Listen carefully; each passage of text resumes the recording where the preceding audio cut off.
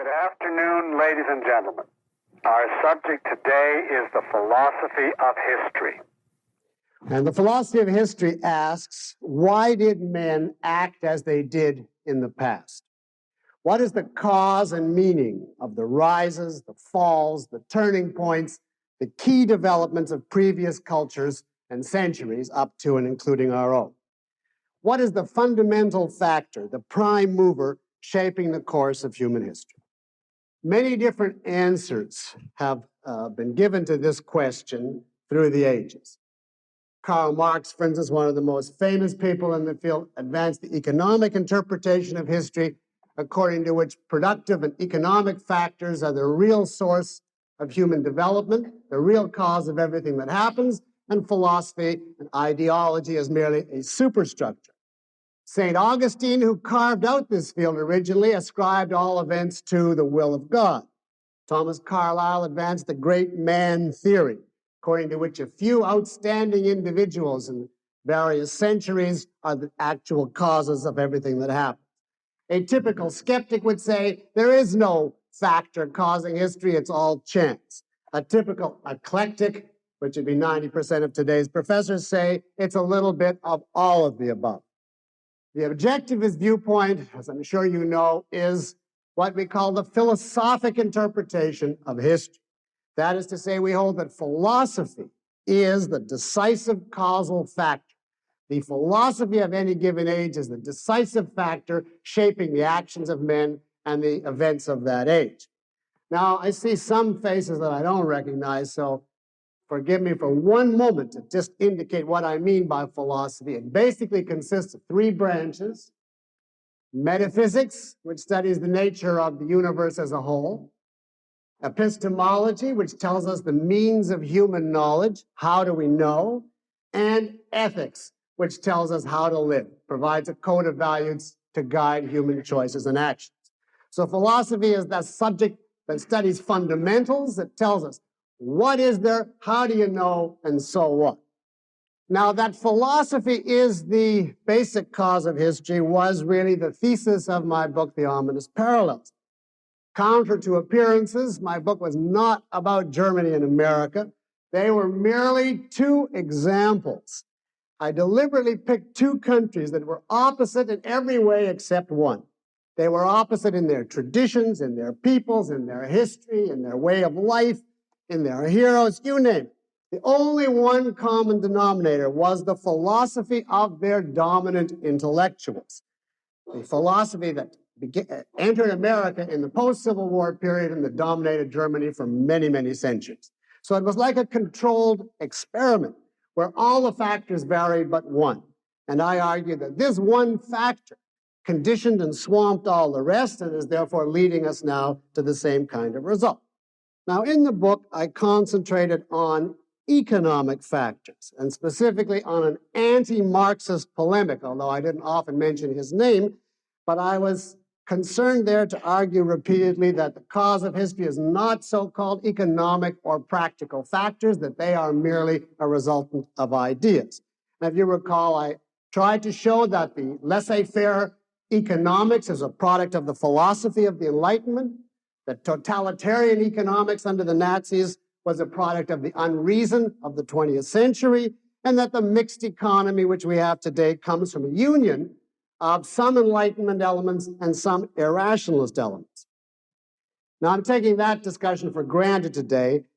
I don't want to discuss economic interpretation further. I want today to focus on the psychological interpretation of history, the role of psychological explanations in history. And I want to begin by giving you the case for a psychological interpretation of history. As far as this theory is concerned, it doesn't make any difference what your theory of psychology is. You might be a Freudian, as many advocates of this theory are, or you might have any number of different approaches to psychology.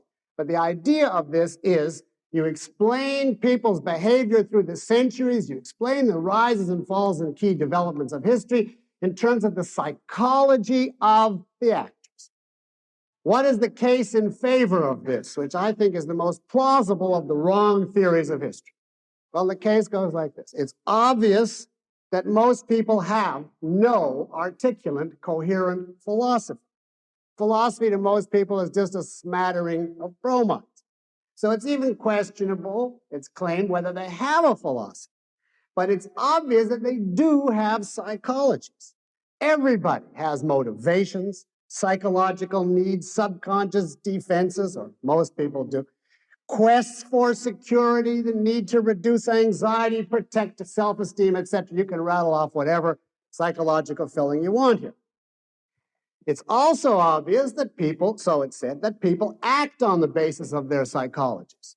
That is, their motives, their desires, their defenses, or whatever, really explain what they do in a way that references to inflation or price controls, etc., do not explain what they do. So the question is, why not then advance an outright psychological interpretation of history and explain events by the dominant psychology of the people in a given era? Now, that you can make a plausible case illustrating this theory. For instance, if we take Nazism, which was the subject of my book, it goes like this. You couldn't account for leaders like Hitler and Goering and Goebbels and so on if there weren't men with a tremendous power lust, a tremendous need for domination, sadism, etc.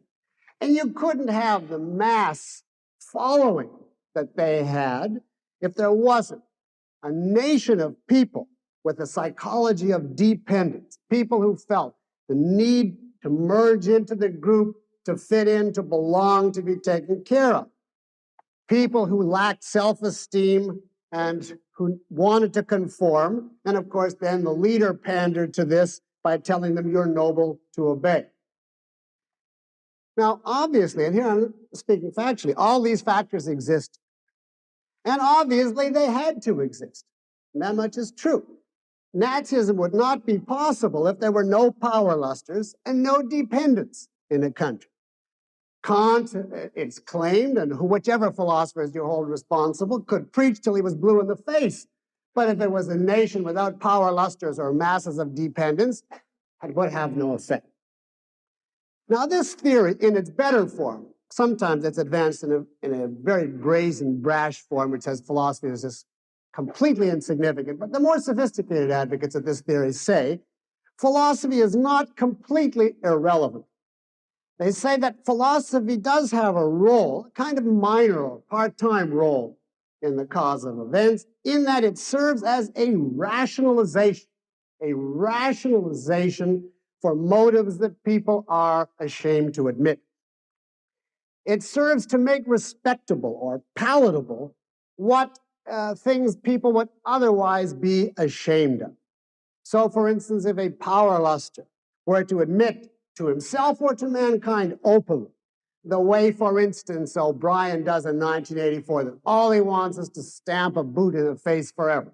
Or the way Ellsworth Toohey does to Peter Keating, that all he wants is power for its own sake. So it's argued people would cringe. They just wouldn't accept it. But if he says, my goal is service to the masses, and so on, and that's what really motivates me, this is an expression of altruism and humanitarian love, then people accept it. So philosophy serves as a cover-up. And the same on the side of dependence. People would hesitate, it's claimed, to say, I am nothing, I want to be nothing, I want simply to fit into anything that'll take care of me. But if you tell them, you're engaged in a high virtue, your obedience is self-sacrifice for a noble cause, they say, terrific. So they act on the first motive, but under the cover of philosophy. The idea being, therefore, the real cause is the psychology that's moving these people, both on the giving and receiving end, the leader and the follower. Philosophy is simply a cover-up. So it's like an accessory cause of the development, but not the true source. Now, you can, I think, easily see that this theory could be applied to any main event of history. For example, as applied to modern art. Now, here, of course, what interpretation you offered would depend on whether you're for or against modern art, but from an objectivist point of view, we'll give them a negative psychology. But you could say, as to the basic founders of modern art, They were moved by a jealousy of achievement that they couldn't equal, by resentment, by a desire to destroy, by a nihilistic rage of the kind I indicated in the chapter on Weimar culture. And in addition, you could say they wanted something for nothing commercially, and they found an easy racket. As to the public, well, they depended upon people who were afraid to stand up and exercise their own judgment, people who would in effect be cowed by authorities. So all this philosophic talk about another dimension, and we're really expressing the voice of a higher truth and so on that these modern artists use is again just a cover-up for, in this case, a venomous hatred. Now, you can see again, some such psychology, assuming the objectivist approach to modern art, some such psychology must have existed, or the phenomenon wouldn't have been possible. So to that extent, there is something here. One more example. I've heard this often applied to America, to the American Constitution. In fact, Charles Beard wrote a famous book, which is allegedly the economic interpretation, but is really the psychological interpretation of the Constitution, in which he claimed that the basic desire moving the founding fathers was greed, the desire for money, wealth, to protect their property. In other words, that it was a private emotion that really motivated them, but that they felt guilty.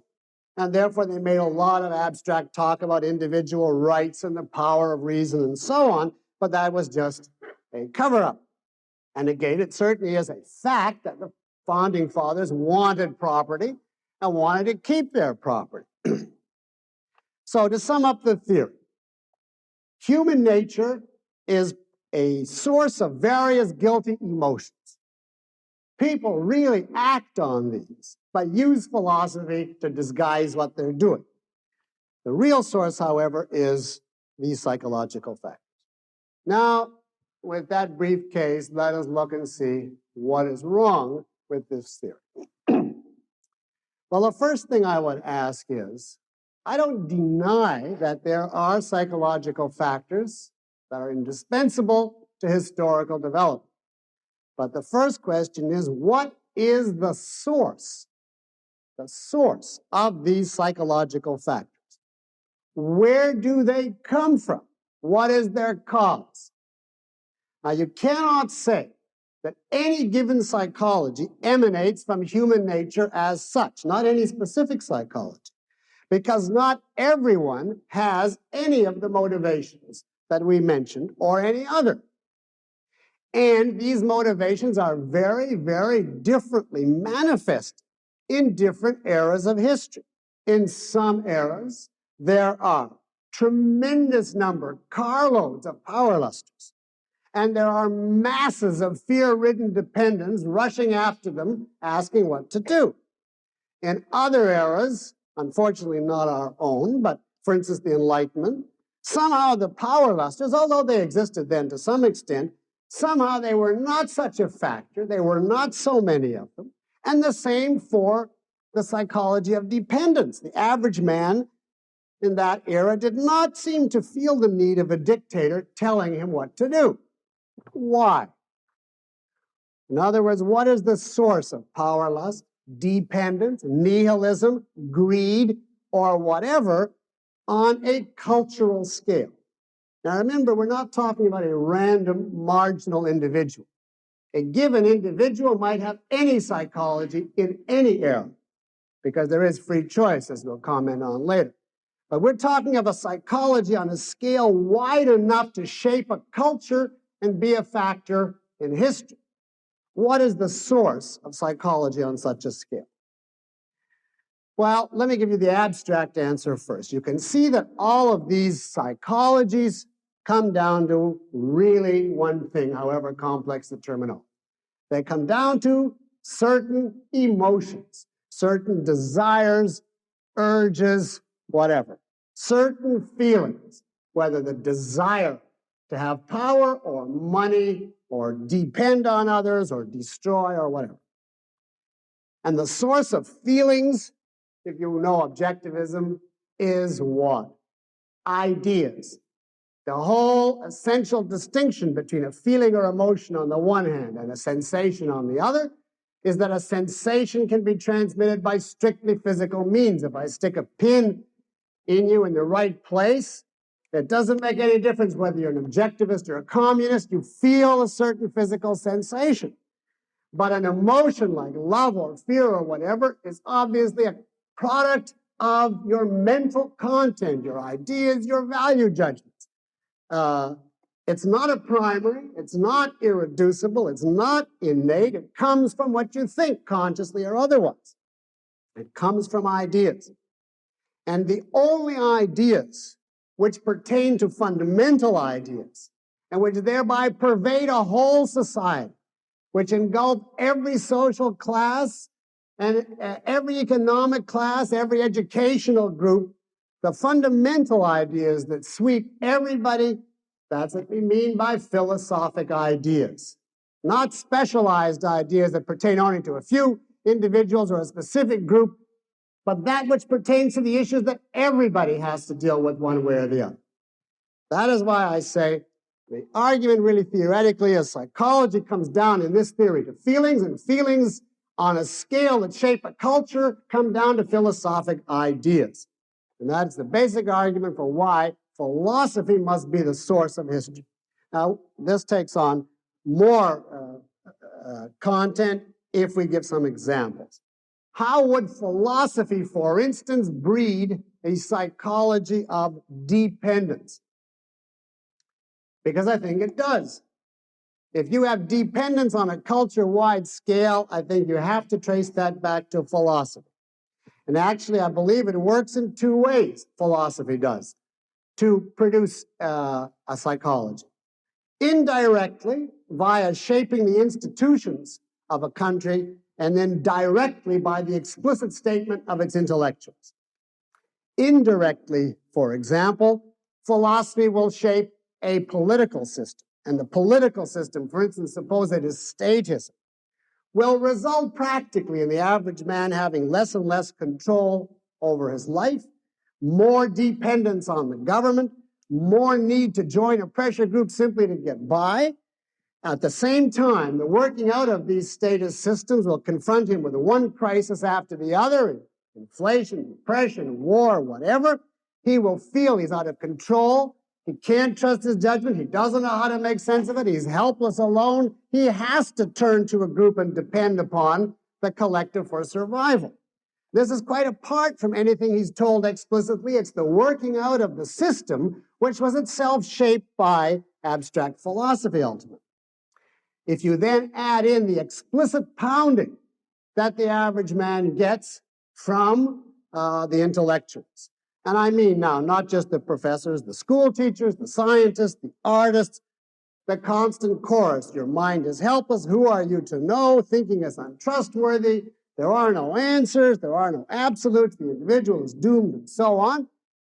He has nowhere to turn. His life seems to convince him that you have to be a dependent, and everything he hears tells him that's the only moral, and the two factors together are enough to collapse most people's attempt to fight it. Now, if you project these two factors together, operating across generations, you can see that you could begin with a relatively independent country and create a need of dependence, a need for authority figures to tell you what to do. And the method is simply use philosophy to make independence impossible, existentially and intellectually. And after a while, you will hear a massive cry, take care of me. I'm lost, I'm helpless, I don't know what to do. And of course, it would theoretically work the same way on a positive direction. If you use philosophy to establish a free country, people would thereby have more individual control over their lives. The system would demand and reward independence. It wouldn't be dotted with inexplicable crises.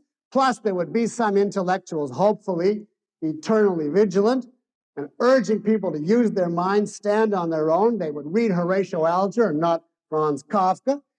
And the result would be you would breed independence in a whole generation. Now, I think this is exactly the pattern of what happened to the United States. Unfortunately, not the latter, the former case. That is, as the corrupt philosophy started to come in, it gradually shaped the institutions, reshaped them, across time, by degrees, reshaped the colleges much more rapidly, and the result is the psychology that we see in this country today, in which the original American sense of life, although there are elements of it still remaining, is certainly very, very much diminished and corroded from what it was. Now, this is by way of one example, philosophy generating a psychology of dependence. If you ask about the other side of power lust, you know that power lust is really only a corollary or aspect of dependence. Basically, the power luster has the idea you live by ruling or being ruled. He is just as dependent, just as unsure, the dictator is, as the masses of people. He merely chooses a variant mode of expressing it. And when you find masses of power lusters, the basic explanation is still a psychology of dependence. And of course, they get away with it because of the frightened masses of people who want someone to tell them what to do. Or take one more example, the Founding Fathers' desire for wealth. Now, did philosophy have a role in creating this? Or is it just, as the Marxists hold, part of human nature or the dialectic process? Obviously, philosophy had a tremendous role. The desire for wealth is not a primary. It is not inherent in human nature. It is not. A simple example of that, if you recall Starnesville in Atlas Shrugged. These were people who had no desire for material wealth. Or, if you don't want fiction, you look at primitives around the globe today, or look at the medieval saints. There was a whole culture whose saints and heroes gloried in eating sheep's gall, drinking laundry water, and sleeping on rocks. These are not people who would have made shareholders in General Motors. A whole constellation of values, ideas, intellectual development, secularism was required to produce a culture in which people wanted material wealth. If you know any history, you know that the modern Western world was a product of the Aristotelian philosophy, reintroduced by Thomas Aquinas. The idea is that this world is good, success is desirable, happiness on earth is the proper goal, it's good to enjoy yourself, your body is good, your mind is trustworthy, this world is real, you can be efficacious.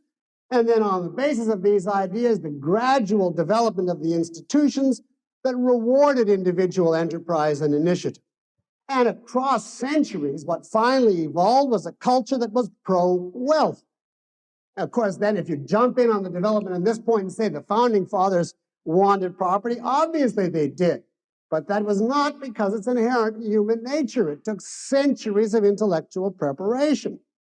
On the other hand, in the 12th century, when they held this world is unreal, success is bad, the body is evil, suffering is the goal, the mind is worthless, you should get out of here, not enjoy it.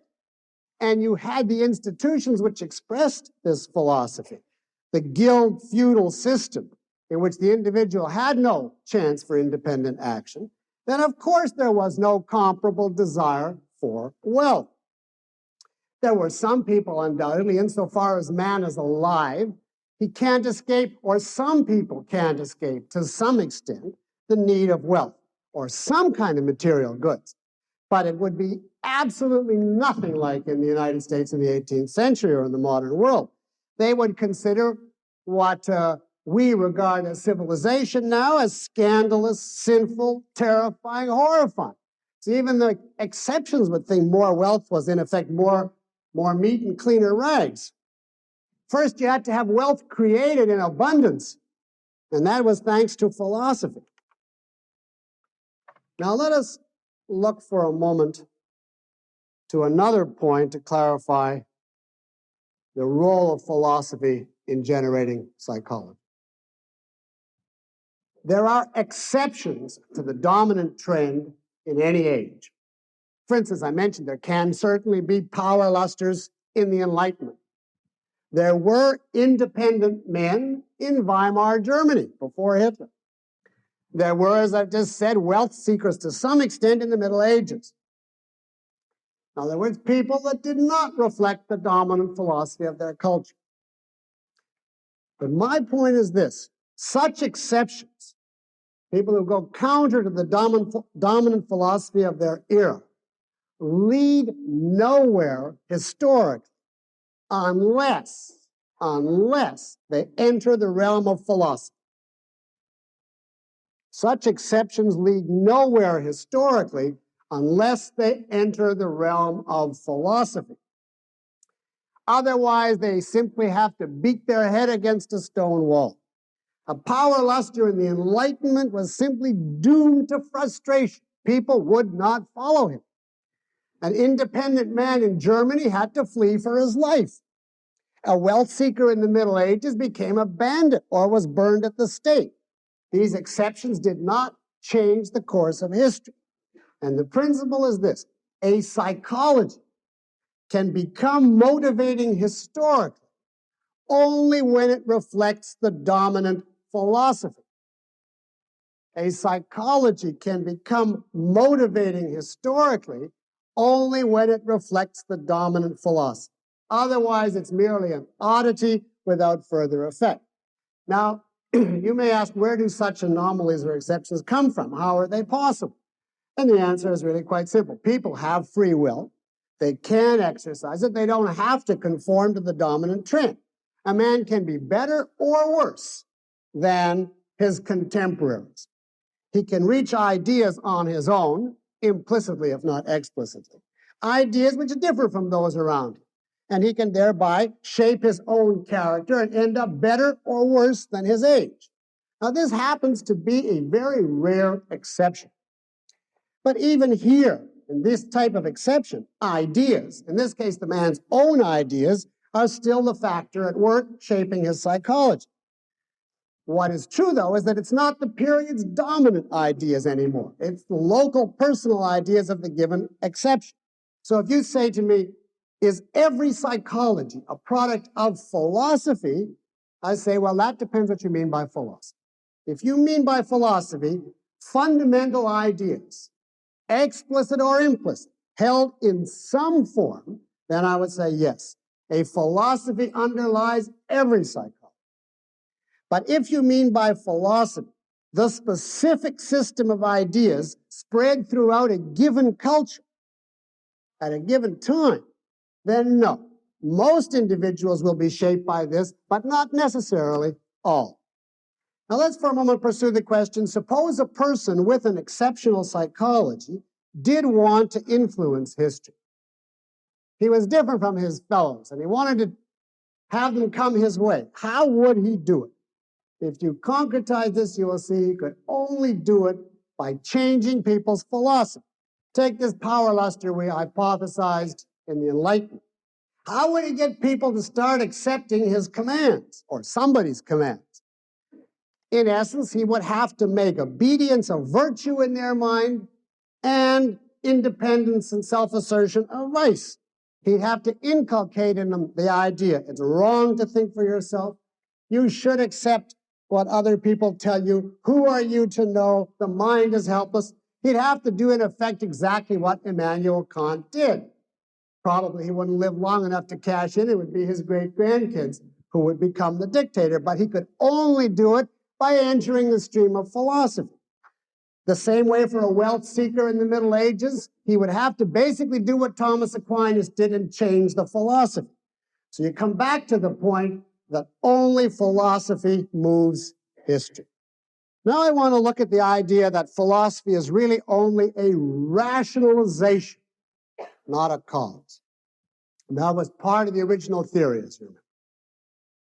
Now there are some obvious cases where philosophy serves this role. But I do not believe that, in essence, this is the role of philosophy. I would never say the essential role of philosophy is to serve as a rationalization or a cover. It's much deeper than that. Philosophy creates the basic psychology of an age and then urges people to act on it. It sanctions or endorses the psychology that it created, and it disarms any opposition. It makes opposition timorous, hesitant, frightened, and ultimately helpless. It makes the psychology that it has created into a virtue, and opposition to it an evil or a vice. I don't believe that philosophy is primarily rationalization. What philosophy does is actually endorse the allegedly guilty hidden motives that it creates. Those motives are not hidden, counter to what some superficial observers may think. The motives that move an age are not hidden. They scream out at you. And what philosophy does is endorse those motives. In that sense, people do not disguise their actions, not in essence. They have integrity, speaking on a historical scale. They preach and act together. I do not believe that hypocrisy is a factor in history, not if you're speaking on a world scale. Now, for instance, the theory is Hitler really wanted power, but preached universal sacrifice as a cover-up to disguise it. Well, think about this alleged cover-up. How much brains does it take to realize that universal sacrifice requires somebody collecting the sacrifice and telling the sacrificers what to do and when to sacrifice? This alleged cover-up is only a form of the real motive of power lust on his part. There is no dichotomy here between the real motive and the official philosophy. The official philosophy is just a form of the real motive, and the reason it works is because universal sacrifice is other language for submit to power. I would be impressed by this rationalization theory if Hitler really wanted power, but covered it up by preaching the sanctity of individual rights, because then he really covered it up. But of course, that rationalization would stop him dead in his tracks. The only reason the rationalization works is precisely because it unleashes the motive that actually is operative. So there is no hypocrisy here. Whatever you say about Hitler, he committed every sin in the book, but not that one. That works throughout. The masses supposedly wanted obedience, but covered it up by saying they were being selfless. And here again, what is selflessness? It means not thinking or judging on your own, so it means obedience. It's a form of obedience, and that's why it worked as a so-called rationalization. But if they had preached self-assertion, that wouldn't have worked. The same is true for all the other examples that anyone could give. The modern artists systematically preach that we should take away every element of every artwork until only nothing remains. Now, that is not a disguise of nihilism. I did not have to infer nihilism. I just had to look at what they're doing. They didn't cover that up. They do that openly. And the same for the Founding Fathers. They preach the right to happiness, which is an inherently selfish doctrine, and the sanctity of property rights. So if that's greed, they avowed their greed. Now, this will apply whatever aspect you look at. The historical motives on a historical scale are open, stated, avowed. They are not covered up. And in fact, if you think about it, you'll see that it's hard even to draw a line, speaking now historically, between philosophy and psychology. If you see philosophy in essential terms and psychology in essential terms, across an entire culture, it's the same one thing. It's not two things. You can, with regard to an individual man, in some cases distinguish his philosophy and his psychology. Because there you mean his official ideas, formally, explicitly avowed as his philosophy, and the ideas that he's tied into his subconscious and his emotional mechanism. If there's a conflict between the two, which happens in sometimes individual cases, you can call that his subconscious his psychology. But if there is no conflict within a man between his conscious and his subconscious, there is no distinction between his philosophy and his psychology. If you meet an ordinary man and he shakes hands with you, says, "How do you do? I'm glad to meet you." He's friendly. Is that his philosophy? Certainly. He has a certain view of people and he's acting accordingly. Is it his psychology? Yeah, he feels friendly. You can't distinguish between those two. When could you? If he avows, he goes to lectures, he's how benevolent life is and so on, and when he meets someone, he has an uncontrollable urge to smash him in the face. He has a conflict, we say, between philosophy and his psychology. But that type of thing is a local, isolated instance, and it really applies only to a small handful of individuals relatively who have accepted a philosophy in adulthood at variance to the philosophy they grew up with, and who are having difficulty digesting it. That is a very peripheral issue, historically speaking. It does not apply to a society as a whole. You can't have a whole society on an analyst's couch. And in that sense, in terms of a society as a whole, the psychology is merely the emotional implementation of the philosophy, just as the economics is the existential implementation. Therefore, I deny that philosophy is only a rationalizer. And it is much more direct and important. It creates the motives that move history, endorses those motives, and frightens off opponents. On this last one, you see that sometimes human nature requires the opposite element of a given psychology to some extent. Certain psychologies can't be 100% complete or everyone would die at that moment. So they have to bootleg some better elements. But what the philosophy does in such a case is disarm and intimidate the people with the better elements. It makes only the psychology that it creates acceptable and proper and frightens off any opposition. Thus, there could be very strong anti-Nazis in Germany, but they were hesitant to open their mouth because Hitler had the aura of morality. Or if you take a completely reverse example, there were very strong Tories in the American Revolution who were very opposed to independence, but the whole culture put them on the defensive.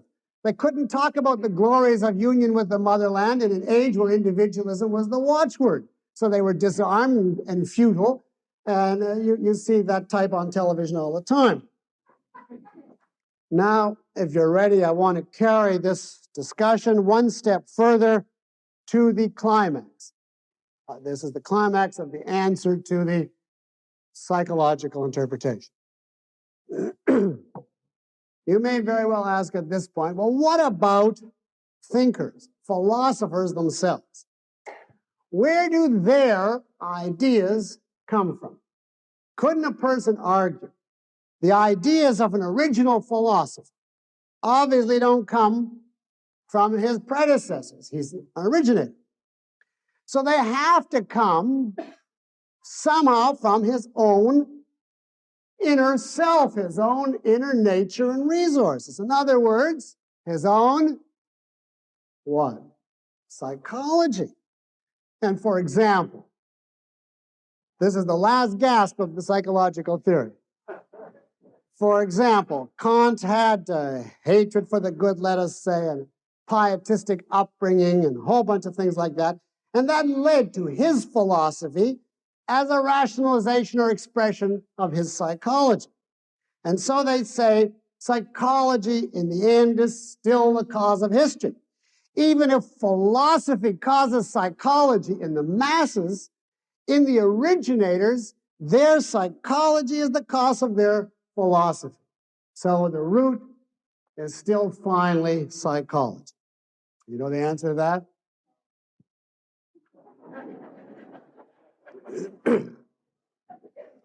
Well, here is my answer to that. My answer is, first I'll just state it flat. You cannot explain an original philosophy as a product of a psychology. In fact, I will go further. You cannot explain an original philosophy at all, other than by reference to the volition of a genius. You can explain the preconditions which made it possible to be formulated, and the conditions which make it possible to influence other people. But the actual origination of an original system of philosophy, I hold, cannot be explained. Now let's pursue this. Let's take the hypothetical development of Kant schematic. Now, I don't mean to libel him, we're just taking him as an example of the most evil philosopher in history.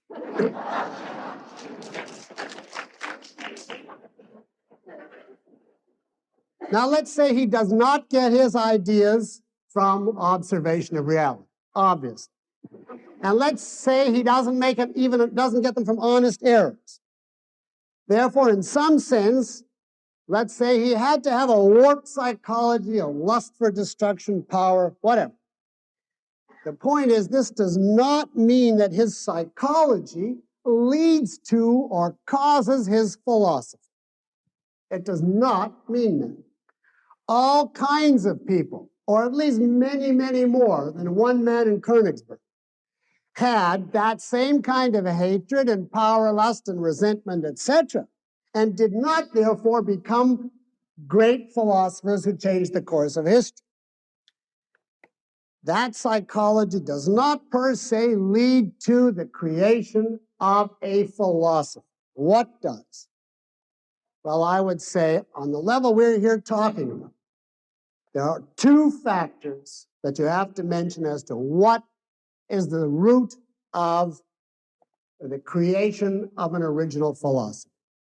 Number one is genius, by which I mean a tremendous abstract range, the kind of intellectual ability and intelligence that can spend a life at home in the very, very widest abstractions, and that can, in some significant sense, understand them, and not just complete babble.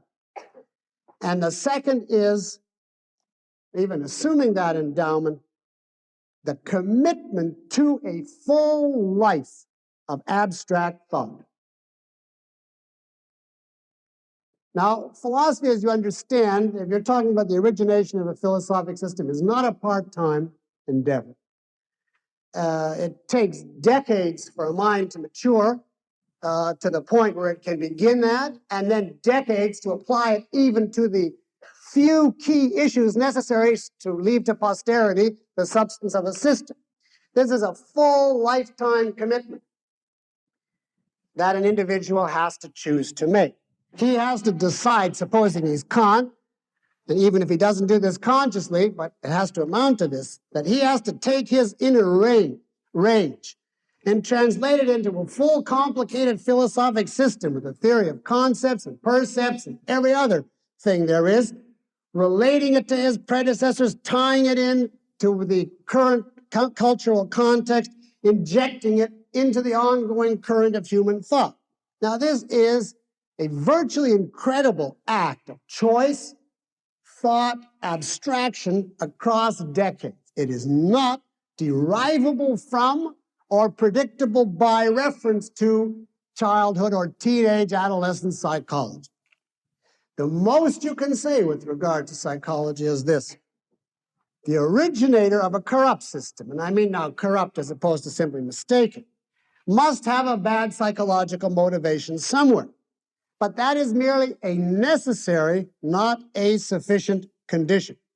Countless Germans undoubtedly had the same essential psychology as Kant. That did not make them immortal philosophers. Now, this same applies to good philosophers or mistaken philosophers. But take good philosophers. Let's say that Aristotle was psychologically very healthy. That did not make him an epical turning point positive philosopher. Presumably, there have been many people who had varying degrees of health and maybe were wonderfully healthy, but they did not go into philosophy, or if they did not discover a total system such as Aristotle's. You cannot derive his philosophy from a magnificent inner psychology or Kant's from a magnificent, corrupt inner psychology. The idea of psychology as the cause of philosophers simply makes no sense. So then you will ask me, well, if you trace the events of history, psychology, economics, etc., back to philosophy in essence, then how do you explain philosophy? What causes a man to come up with a given system? why did Kant or Aristotle or whoever arise when they did? And you might think this is the ultimate question left. But I do not regard that as a valid question, because you cannot have an infinite regress. You can't go back forever. Even if I were to give you an answer, suppose I were to say, philosophy derives from X. If a man has X, he becomes a philosopher, and if not, not. That's the true primary. That would not satisfy you for a minute. It might today, but the next lecture you'd say, well, where did X come from? You got to start somewhere. The basic cause has to be a primary. What I think you can do is state the preconditions of a new philosophy arising, being created, and the preconditions of its being accepted. But preconditions are not the same as causes. They do not necessitate. They make the philosophy possible, but that's all, no more. And I would state the following preconditions for the creation of a new philosophy. Now, I'm talking here of an original philosophy, not the obvious working out of the master by disciples. You can easily explain the working out of the master's thought as a mere consequence of the master. So, for instance, Plotinus does not pose a big problem if you know about Plato. Theophrastus is not a mystery if you know Aristotle. John Dewey follows very simply from William James, etc. The disciples are clear enough. And if they didn't do it, all kinds of other people would leap up to do it. We're talking here about explaining the major originators, whether for good or evil, the turning point systems of history. And my opinion, by the way, there are only 4 to date. And I would name that, I'm sure you know, as Plato, Aristotle, Kant, and Ayn Rand. Now, I will list the following as the preconditions of these philosophies arising. The preconditions not being the same, of course, as the causes. Number 1, the necessary context of knowledge must exist. You could not have had Plato in the 6th century BC before the distinctions that were reached by the pre-Socratics. You could not have had Kant without Plato and Christianity. You see, there's a hierarchy of knowledge, and there's even a hierarchy of error. You build certain knowledge on earlier knowledge and certain errors on earlier errors, and they would not have been possible de novo, from scratch. And by the same token, you could not have had Ayn Rand without Aristotle. And as she herself pointed out, you could not have had Ayn Rand before the Industrial Revolution. She often maintained that her ethics could not have been properly discovered in a period prior to industrialization, when people did not see the actual practical need of thought in the sustaining of human life. So 1, the necessary context of knowledge must exist. 2, I would say, we can grant that the necessary psychological predispositions have to be formed by the individual. The necessary psychological predispositions have to be formed. But actually, they grow up simultaneously with the incipient philosophy, so it's really one unit. And this is true whether we're talking about disease, as in the case of Kant, or health, as in the case of Aristotle. So I grant a certain type of psychology goes along, but it typically exists without leading to a philosophy, and it can't be regarded as the cause. At most, you can say it's one of the factors predisposing an individual. And thirdly, I would say the necessary cultural context must exist to make possible the widespread acceptance of the philosophy.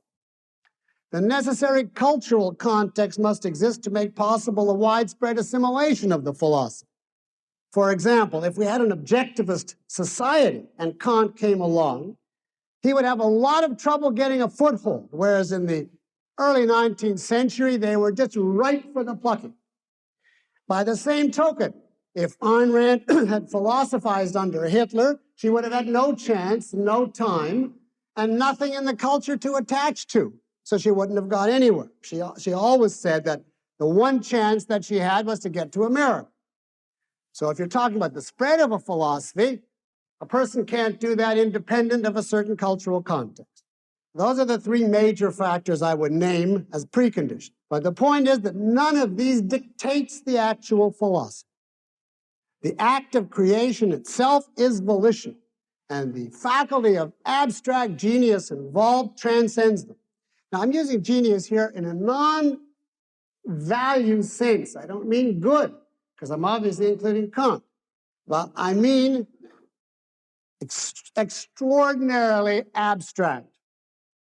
So you cannot, in my view, ask the question, why Kant or why Ayn Rand? Why now? Why in Germany? Why in Russia? Etc. I don't think you can say any more about any such major philosopher than this is what certain supremely endowed individuals chose to do with their lives and minds, for good or evil. That's it.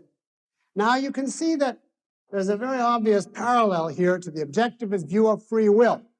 You know that the objectivist view of free will is the choice to think or not. And beginning students often have the problem when they hear that the choice is to think or evade, but why did he think? Or why did he evade? And you know that we can give preconditions. We can say a man, for instance, would not evade in a situation where there was no conceivable motive to do so. He wouldn't think if there was no value or context relevant or motivating. But the point is this, preconditions are not causes. He still has the basic decision, should I give in to this motive? Should I act on this desire or not? Should I think or not? And why he does one or the other cannot be more deeply explained. That is what it means to say this is a choice, a fundamental choice. A fundamental means that beneath which you cannot get. Now, really, what I'm saying is simply this same objectivist theory of free will applied now within the realm of the philosophy of history. Mankind's most abstract minds have to make that same choice too. And I don't think it can be more deeply explained on their level either. If the deepest abstract mind of an age chooses to think, then you get Aristotle and, when the conditions are ripe, an Aristotelian age. If that mind chooses to evade, as a lifetime abstract philosopher now, you get Kant and the Kantian age. So I think you can explain history up to this point, but only up to this point. The social political development goes back. The psychological development of the people goes back to certain decisions in the most abstract minds. Thereafter, you can simply watch and see what happens for good or evil. The most you can ultimately say about an era is its source chose to think or it did not. Now you see here the tremendous power of thought in human life, for good or for evil, and the tremendous power of the individual, of a very, very few individuals, those who exercise the faculty of thought at its most profound, original, and abstract levels. Millions, billions of men may be oblivious to the process, they may be ignorant of philosophy, they may even be contemptuous of abstractions. But knowingly or not, they are shaped ultimately by the abstractions of a small handful of individuals. In this sense, it's far too weak a statement to say that the pen is mightier than the sword. The pen and only a couple of pens create all the swords and the swordsmen and the cause of their battles and the final outcome.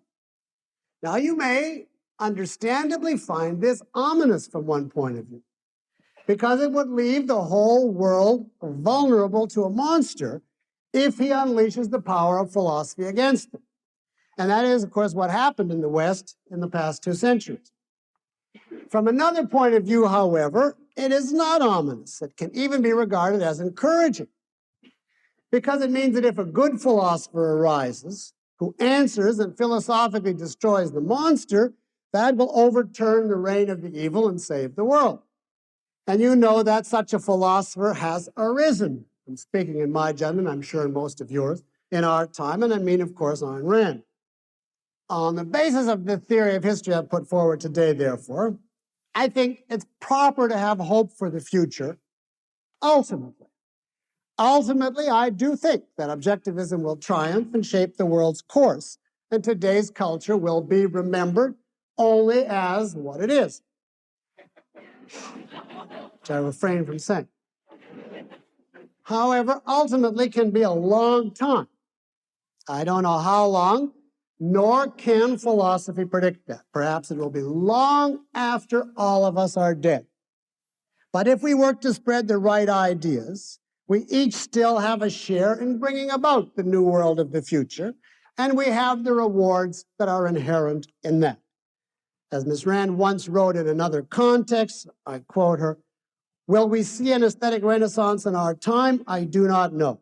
What I do know is this: anyone who fights for the future lives in it today," unquote. So much for the role of philosophy in history. Thank you.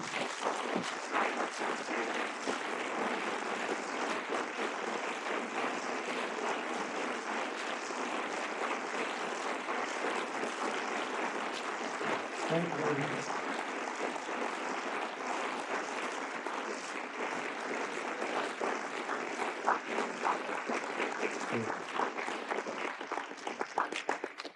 Now we have questions. Jefferson School ethics and choice. Would you advocate civil disobedience against existing laws if they breach the objectives and ethics of law? Well, that has, let us say, at best, a very tangential relationship to the subject today. Would I advocate civil disobedience of laws that disagree with the objectivist ethics as a principle? No, I would not.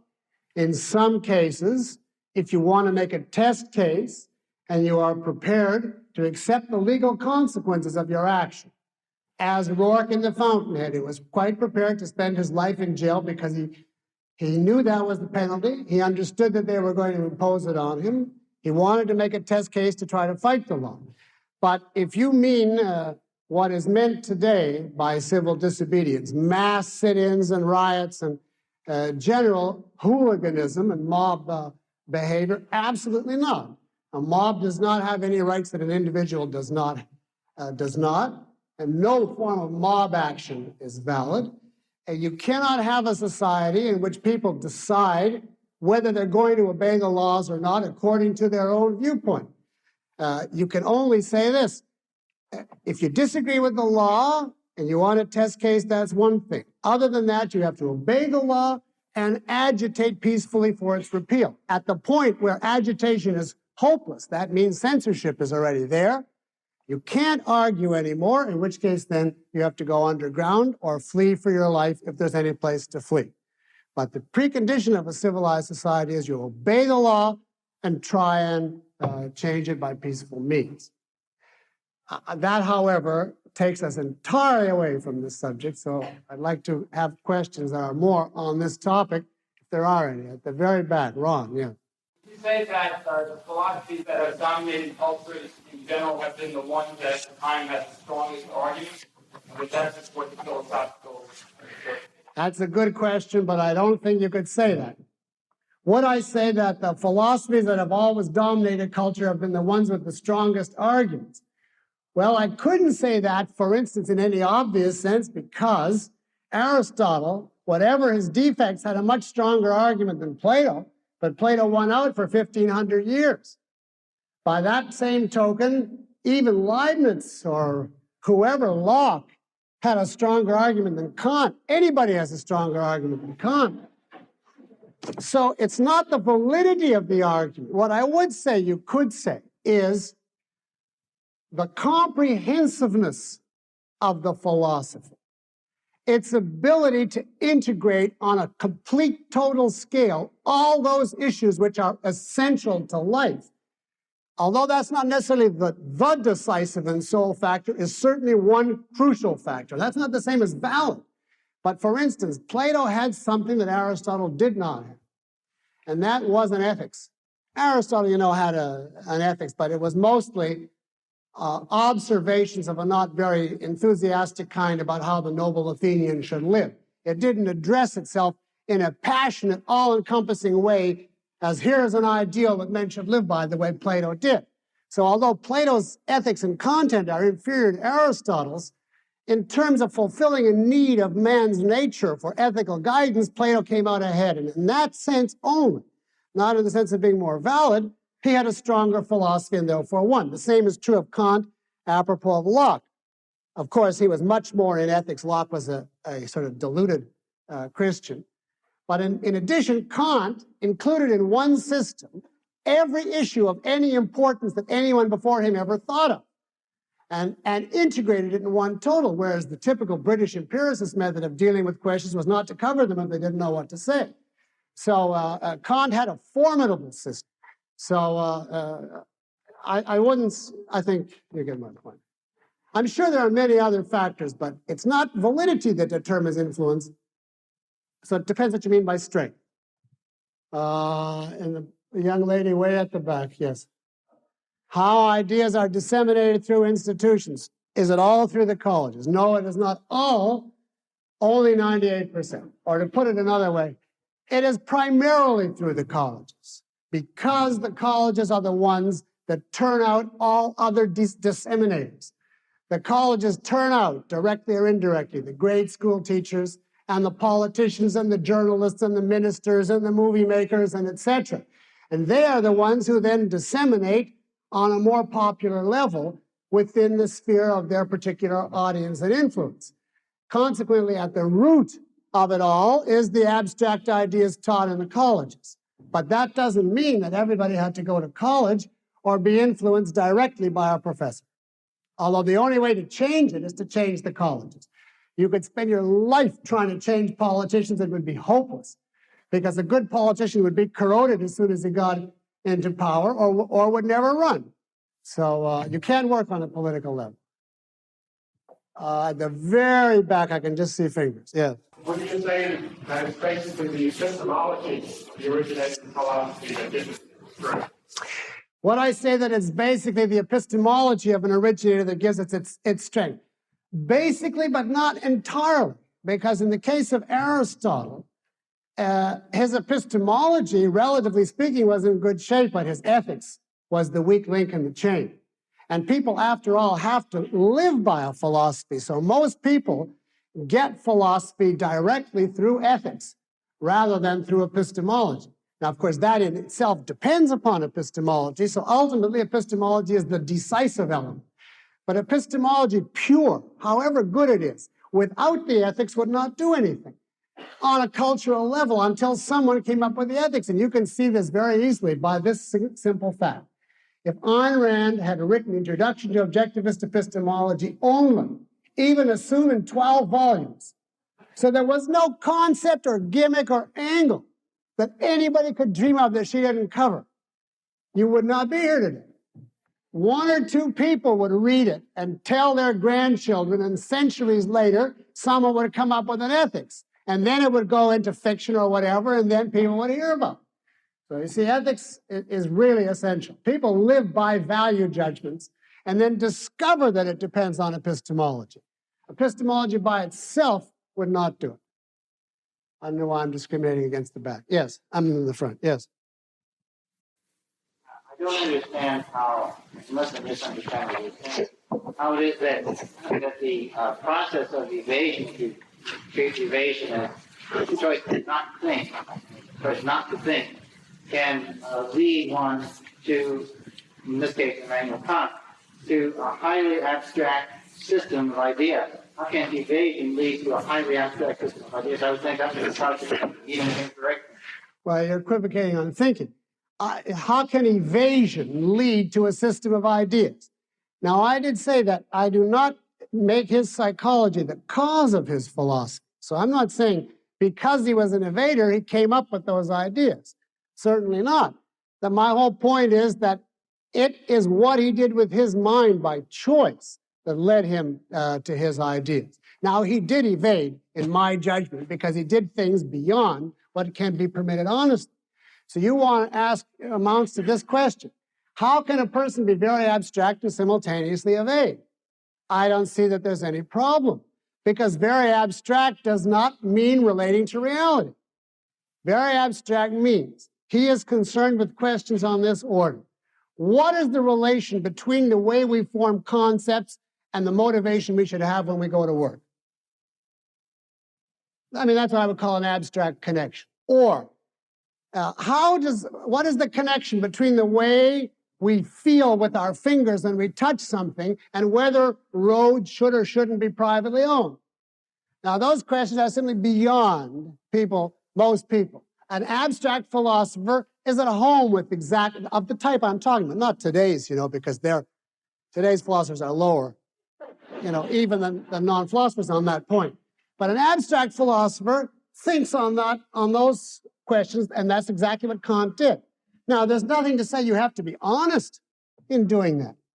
You can have a completely corrupt theories. You can make it up out of whole cloth. You can be governed by subconscious motives, whatever you want. There's no connection between the two. If you try to do it honestly, then of course it's impossible. You can't combine it. But abstraction and honesty are two separate things. Ellsworth Toohey was extremely abstract. Now you might say he had the advantage of Miss Rand writing his speeches. But still, he was very abstract, but he was certainly dishonest.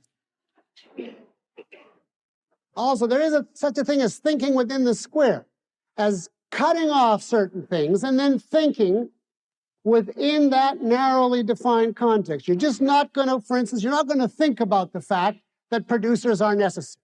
You just obliterate that. When you hear the word producer or production, you just push that aside as something you think is bad, evil, disgusting, frightening, who knows, hateful, whatever.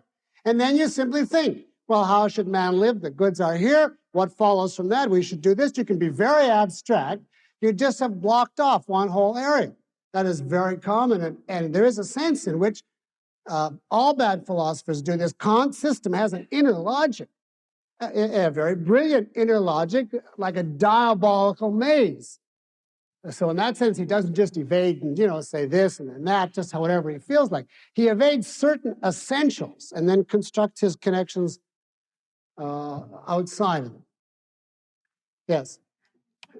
How do you go about changing the colleges? I don't know. I haven't done very successfully.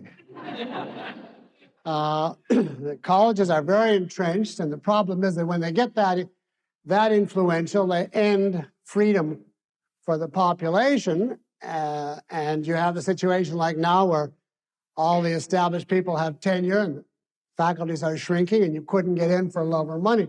So it's very hard to change them from within. They're not dependent on money because they get essentially government support, even the private ones. So you have very few levers of access to the colleges. The long-range way is simply keep agitating for ideas in forums outside colleges, in books, in lectures, in whatever. And little by little, you have to hope that a young generation will come up who will hear this, will be able to get a foothold in the colleges, and penetrate through their armor. It is a very slow, a very disheartening process. And one of the most disheartening things is that the better young people get a look at what they have to go through to get a PhD in philosophy and quit. They just won't go through it, which is a form of self-preservation. So you have tremendous obstacles. Now, if you want something more practical than a long-range thing, I'll tell you the following, which I would like kept in confidence. But since I mentioned this in Los Angeles, I may as well, I won't discriminate against New York. We are in process. Now, this is a very tentative, I have to qualify this to death. This is very tentative and very hypothetical. It is not definite. I don't know that it will materialize. If you know the epistemological distinctions, I would say this is possible, but not probable. However, with all that being said, we are in process of exploring the possibility of founding something that we are calling the Ayn Rand Institute, and subtitled the Center for the Advancement of Objectivism. One of whose primary mandates would be to do everything possible to get objectivism a hearing on college campuses, whether through dissemination of books, lectures, clubs, whatever. If this gets off the ground, there will be a full-time staff doing whatever can be done on this topic.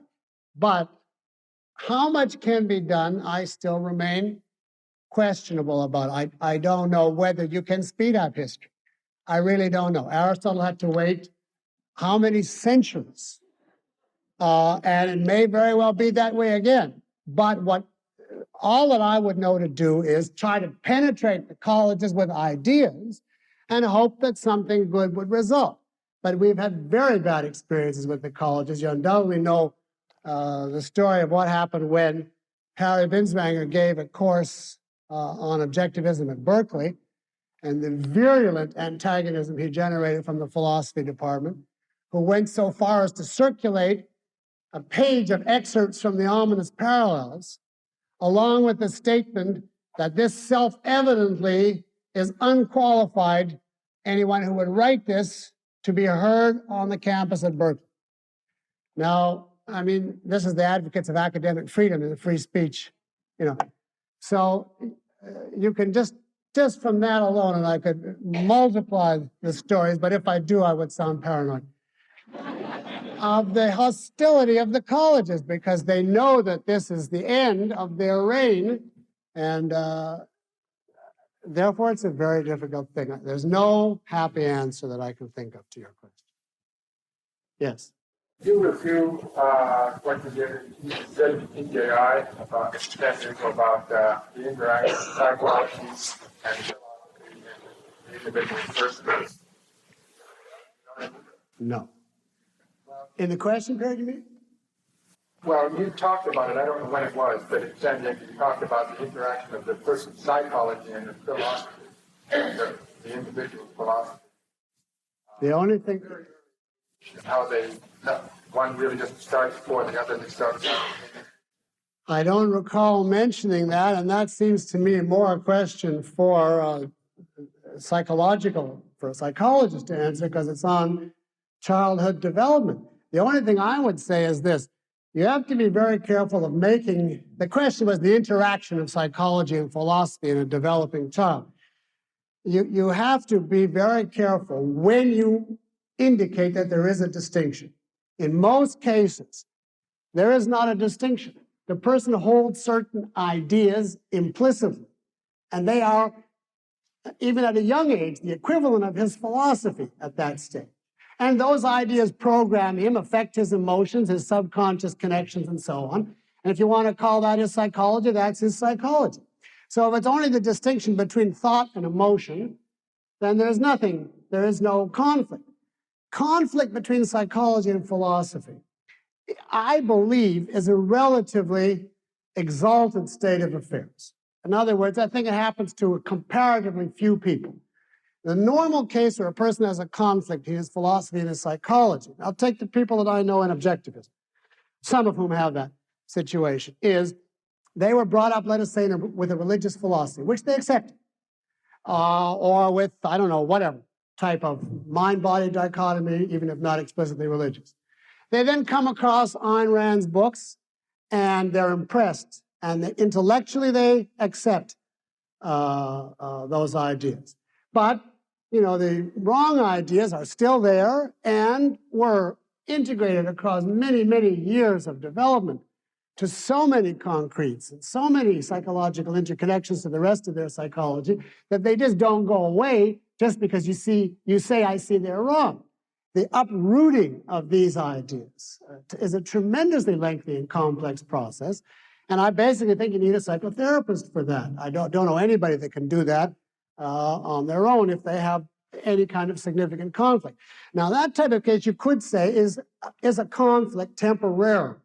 Temporarily, because if the person doesn't resolve it, I don't think you can go to old age with that. At a certain point, you know, you end up saying, well, look, I can't change my psychology and I have to live and that's it. Goodbye to the philosophy.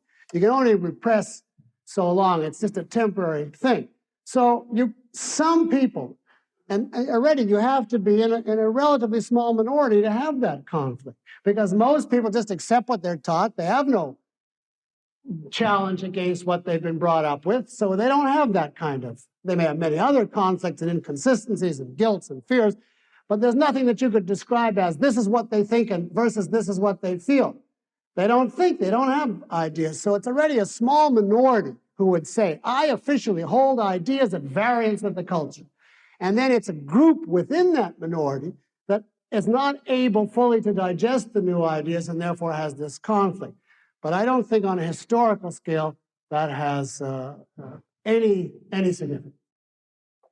Is that what you wanted? Are you trying to get me off of here, George? Two more. Okay. Somebody new. Yes. Yeah. One is, why do you want to celebrate World History of Facebook? Okay. All right. It was debating how the Freemasons had on the philosophy of philosophical current. Well, I'll have to reject the second. I don't know anything about Freemasonry, and my answer would be no influence, because the level on which I'm talking, you have to have an abstract technical philosophy to have influence. On the question of why do I want to accelerate the course of history? Because I'd like to live a long life. I'd like not to be bombed in a war. I'd like not to live under a dictatorship. I'd like to be able to go to a doctor and have a reasonable expectation that I would be given the necessary treatment if I could afford it. I'd like to live. If a person could live entirely in his soul, without a reference to the trends of society, and if there was no worry about having to live under a dictatorship and everything that would involve, I'd say, to hell with history.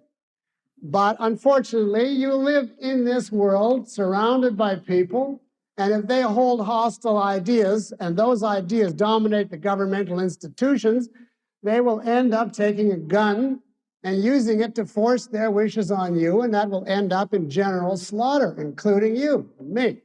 And it's for that very practical reason only that I'm interested in changing the trend. Ayn Rand used to say that she was interested in politics only to reach the day when she didn't have to care about it anymore.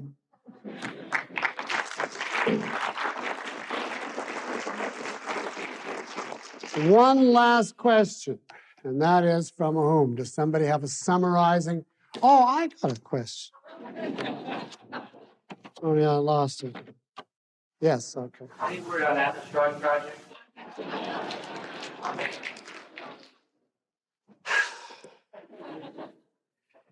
There's no word worth mentioning. There is still negotiations going on. Heraclitus is still right. You cannot step into the same negotiation twice. Nothing has been signed. It is barely possible that a movie will be made, theatrical movie, as and when and if something develops, which conceivably might in a month or never, or sometime between. It'll be announced in the objectivist form. There's really nothing of significance. But can I take 1 minute? I wanted to ask a favor in conclusion. I've chosen the topic of my next Fort Hall speech, and I'd just like it to get a chance, since you're all active New Yorkers or East Coast people, if you could help me with research in the following way. My topic is medicine, the death of a profession.